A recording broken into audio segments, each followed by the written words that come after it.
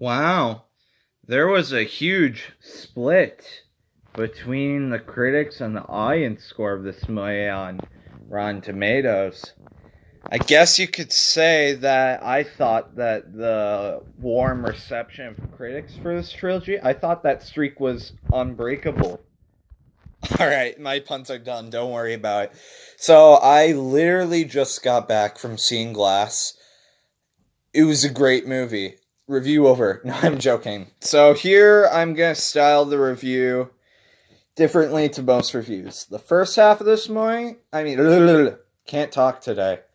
Can't talk this year. Can't talk this decade. Alright. So, the first half of this review will be for the people who have not seen Glass yet. This first half will detail how I felt about the movie without spoiling any of the plot points. However, and I will warn you when this is coming up, the second half of the video, that will be for the people that have just come back from seeing the movie and want to know what I think of different twists and things like that. And once again, I'll give you a warning as to when that is so that you have time to click off the video. I totally get it. So, we're on to the first half. I just got back from seeing Glass. Like I said, I loved it. I'm not sure if I liked it as much as Split. I think it's slightly worse than Split, but it still makes it my second favorite of the trilogy.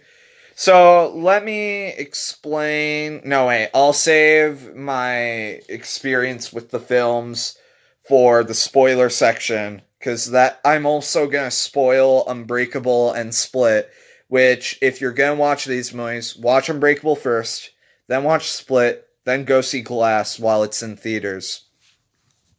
So, I'm just going to start with the cons. Some of the writing felt off, which is, as always, for Shyamalan films.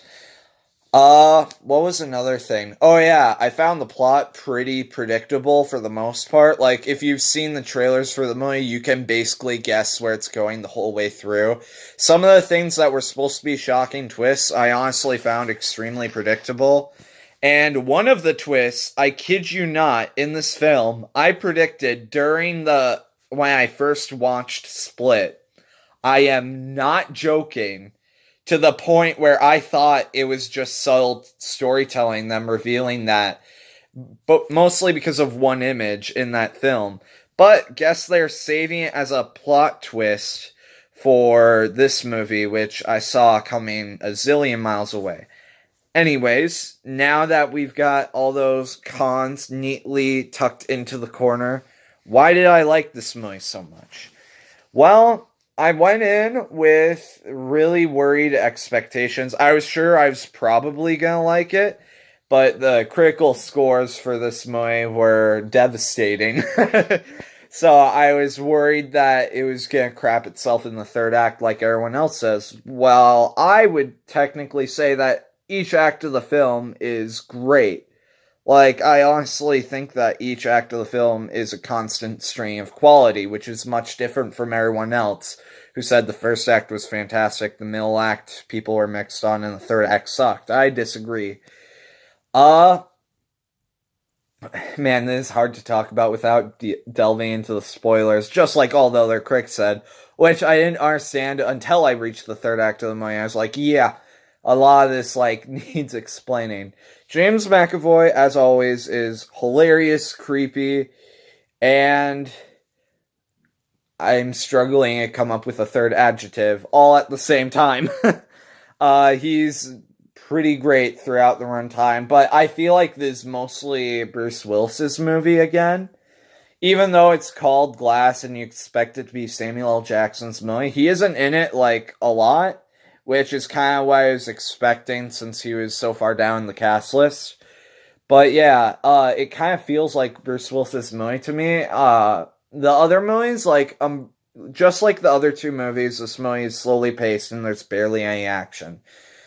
And, in Unbreakable, it's totally like Bruce Willis's movie, it's totally Samuel L. Jackson's at the same time, while Split, it's totally Anya Taylor-Joy's movie, but also James McAvoy's at the same time. And the interesting part about this one is this movie feels like all of them are stealing the spotlight, all four of them, with the addition of two other main characters, which would be, well, technically three or four, or I don't know. With the addition of Bruce Willis's son, whose character is all grown up. That isn't a spoiler, because that's literally, he's in the opening scene. I'm guessing most of you gathered that. And then other characters make guest appearances that are minor characters in both films. And then there's one newcomer who you all saw in the trailer. Sarah Paulson's character. Was her name like Ellie or something like that? I don't remember. Anyways, she also had like a lot of screen time. More than I was expecting. I was expecting the middle chunk of the movie to just be in the asylum, but it was most of the film, which was kind of what I gathered from the trailers. So like, whatever, you know. I felt like it was weirdly heartwarming at times, which I wasn't expecting, because the first two films, while a little heartwarming at times, this one felt like it had more going for it. Just like the other films, like I said, it's not an action film, it's more of a psychological drama, just like Unbreakable, but also at the same time, it still is a psychological thriller like Split. And, yeah, the performances were all really good. I felt like I was most interested in Anya Taylor-Joy's character, Casey Cook, because I was curious where they were going to bring that character after the second movie. And I was hoping that we would get more screen time with her than we did get, but I'm totally fine with what we got. I wasn't disappointed at all. And part of it is because I didn't have the 20-year wait like everyone else, well, most people did, but we'll get to that later. This is going to be a longer review, I can almost guarantee, because I have a lot of thoughts on this video. What next before getting into the spoilers? Was there anything else? There's probably something else I wanted to touch base on before we got to the spoilers, but I don't know. The action was good. Oh, now I remember. The one thing that I thought while watching the movie was that the cinematography was amazing in it. I loved the cinematography of this movie. It's such a not normal superhero movie. It's totally not your average superhero movie. It's not for everyone. For those that like slow burn type films that still really hook you and keep your attention, these are really good. And I definitely recommend watching them back to back to back, because you'll want to remember a lot of the details from both of the films when going in, because they'll harken back to it a lot. So you'll want to make sure you have that at the forefront of your mind. So that's why I'm glad I basically caught myself up before watching it. Yeah, so this movie is not your average superhero movie, and the cinematography is very much like that, which, just like how I've styled this video, the camera work is kind of Mr. Robot-esque, where not everything is always centered. Sometimes characters' heads are just in the corner of the screen. Sometimes they do little scenes where, like, the camera moves with, like, the characters' heads during action sequences. Kind of like that, you know? So, yeah, there was very interesting camera work for this movie. I would definitely recommend seeing it. I found it very predictable, like I said at the beginning, but I'm not too bugged by that because the impact was still there. And there was pretty effective comedy, creepy moments, and drama scattered throughout the film. And I'm not sure if this is just like the end of a trilogy or if they're making a universe off of it. You don't want to stay until the end, through the end credits, because there's no end credits scene or anything. Yeah, I was just very impressed by it, and I really liked it. Alright, so I rank this movie just barely under Split. For the moment, this movie could definitely grow on me. This movie's fantastic, and I'd argue it's just as good as Split. And Unbreakable is just slightly more underneath both of them. I get that it's more of a character piece, and that and that it won't have action in it because it's more focused on the psychological drama, like I said. But I love all three of these, and it's a darn good trilogy, and I'd highly recommend going through all of them. All right, so loved all three of them. Now we get to the spoiler section. So, for those of you who have not seen the video, you'll probably want to click off unless if you want to hear some of the spoilers, what I think about them. And if you hadn't seen either Split or Unbreakable, I'm going to spoil both of those too in order to properly talk about this. So now we're on to the second half of the video, which at this rate might be 20 minutes, which was definitely the longest review. Here comes the spoiler section. In 5, 4, 3, 2, 1. Alright, so you've all seen Glass or you don't give a crap about spoilers. Duly noted. I'm going to start with my relationship with the previous films, so spoilers for those, obviously. The first thing I saw from the Derailed Train trilogy, I forget what they're calling it, is the first thing I saw was I came home and my brother was watching Unbreakable for the first time. He had rented it, and I walked in during the ending of of Unbreakable, which, if you know, the movie ends with the reveal that Samuel L. Jackson is the bad guy and caused the derailment of the train. So I walked in during that, and I was like, welp, just got that spoiled for me.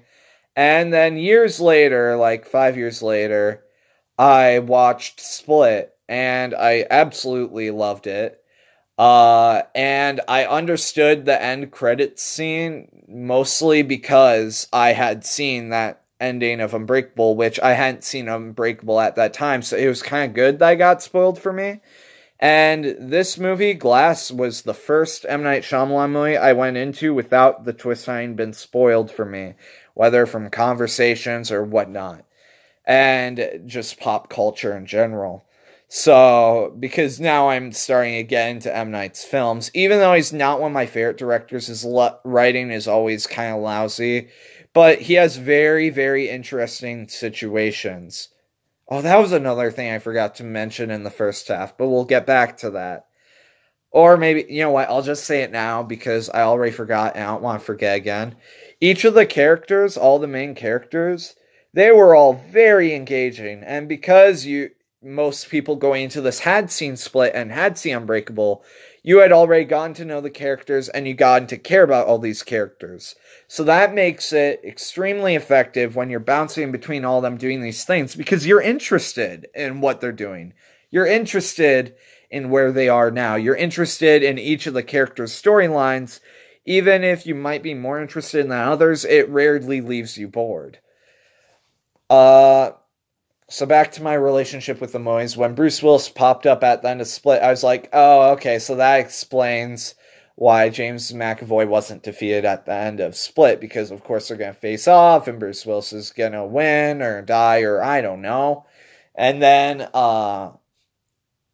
after that, I immediately re-rented Unbreakable. And it wasn't what I was expecting. I was expecting more action, and it was more of a character piece. And since when I first watched it, I didn't get any of the impact because I had the ending spoiled for me. And I was expecting more action going in than just a brief scuffle at the end of the film. I came away from it liking it, but not loving it because, it felt like there wasn't much there. I got a chance to rewatch it yesterday for the second time, but since I knew I was going to see this movie, and I really, really liked it this time. But like I said, the impact still isn't there. So while it is my brother's favorite movie of the three, with this one and Split teetering just barely behind, I found Unbreakable to be my least favorite. So yeah, then after rewatching that and rewatching a little bit of Split, I went and saw this movie. Now we get into the spoilers for Glass. So once again, warning. The movie opened with an action sequence, kind of, which I saw coming. I liked seeing where David Dunn was 15 years later, or I guess 19 years later, technically, which is probably why I wasn't disappointed like everyone else was, because I saw all three of these movies for the first time within 3 years. So, like, 2 years ago, I watched Split. A year ago, I watched Unbreakable, and now this year, I watched Glass, which, once again, I said I loved. Most of the movie takes place in the mental facility. When I watched Split for the first time, I saw it coming a zillion miles away, this twist that was in Glass, which, if you remember, there's a scene in Split where the James McAvoy leaves flowers at where his dad left him, that train. So I put two and two together when they lingered on that shot with the flowers by the train station. I was like, oh, that seems like kind of like his gravestone, like the dad's gravestone. So I put two and two together that it was Sully telling me that his dad actually died, and tragically that character didn't know it, but he still treats it like a death without realizing that it actually is. So I didn't realize this was a twist in Glass, because I thought this was all foreknowledge that was solely told by me, but maybe a little too subtly, or not subtly enough, or whatever. And then in Glass, they revealed that, yeah, his dad didn't just leave him. His dad was on the same train as Bruce Willis at the opening of Unbreakable. I thought this was very clever. And while I did see that his dad died on that train coming a million miles away, 2 years away, at the same time, I didn't realize, even rewatching Unbreakable yesterday, that it was the same train. So that twist was very clever and was rewarded by an oh by me. Samuel L. Jackson really shoved his plan into everybody's face of having his plan be, oh, my plan is I'm going to the top of this tower, and I'm going to reveal myself to the world. This is totally my plan. It's totally my plan, guys. Hey, did I say it's totally my plan? So this I didn't really take very well to, but once the twist was revealed later on in the film that this wasn't his real plan, it all kind of melded together. I saw it coming that his plan would succeed of having everyone know, because if they decide to make a fourth film, then that would be an interesting point to launch off of, and of course they'd want to do that for a sequel. And it didn't really seem like the characters were opposed to that, apart from Bruce Willis's character. So that's why I find it interesting when his son doesn't respect his wishes and lets the villain win. We'll get more onto that later. There were also a couple of scenes with a secret society that was in the background, certain scenes of Unbreakable and Split. Now, this made me want to rewatch both films very much, because I want to see if they were actually there the whole time. Like, literally right there in the background, hidden in plain sight. This was also an interesting development, though I felt it came out of nowhere. And yeah, it was kind of just abrupt. What was another thing? I guess now we're getting close to the end of the film. So, going into the movie, I was like, alright, Bruce Willis is old, and even though it's titled Glass, Samuel L. Jackson is also getting old. So it would make sense for both of them to die in this film. However, James McAvoy is not as old as his other two main characters. Like, main characters, I mean. Not counting Casey Cook, played by Anya Taylor-Joy, who's probably my favorite character. Where was I just going with this? Oh yeah, so I saw it coming that Bruce Willis was going to die. I saw it coming that Samuel L. Jackson was going to die. And while I suspected that it might happen, I wasn't completely sure that James McAvoy was going to die, but all three of them died from bullet wounds, which, yeah, I get it. It's a little anticlimactic, and that's why some people didn't like it.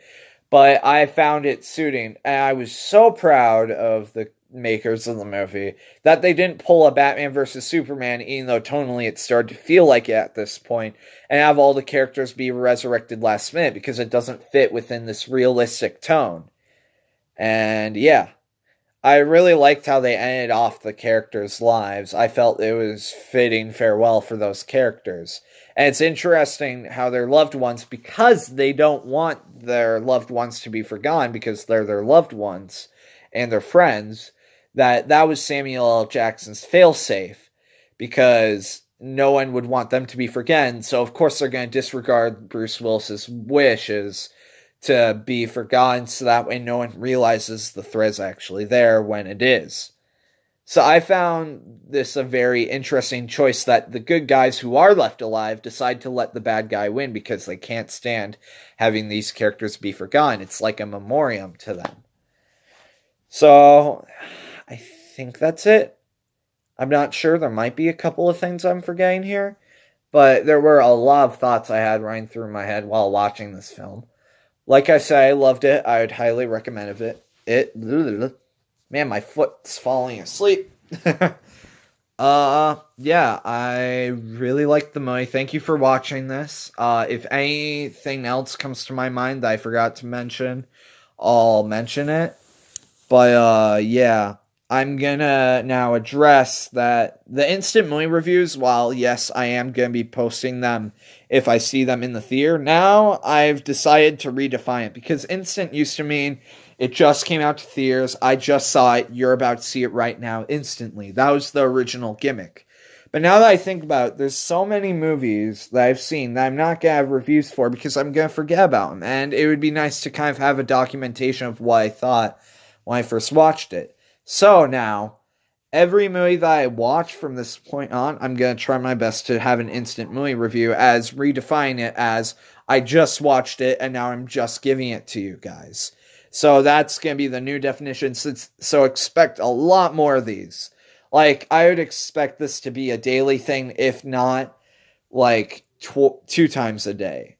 Because I watch a lot of movies in a day. So I'll try to give a review on each one immediately after I watch it. So expect a lot of unexpected movies. Like, I'll only do the ones that I watch right after I watch them because then the gimmick doesn't work. So sadly, The Man Who Wasn't There, which I loved, it's my favorite Coen Brothers movie, though I have yet to see a Coen Brothers movie to wow me. That one's probably my favorite one so far, and that one I saw fairly recently. I'm expecting later tonight you guys will get a review on Fear X, which is by the director of Drive, Only God Forgives, and Neon Demon, which I loved all those. And the other movie will be The Thing, the remake of the remake. And yes, I have seen the first remake, but I have not seen the original. So, thank you guys for watching, and I'll see you guys in the next video. Bye-bye!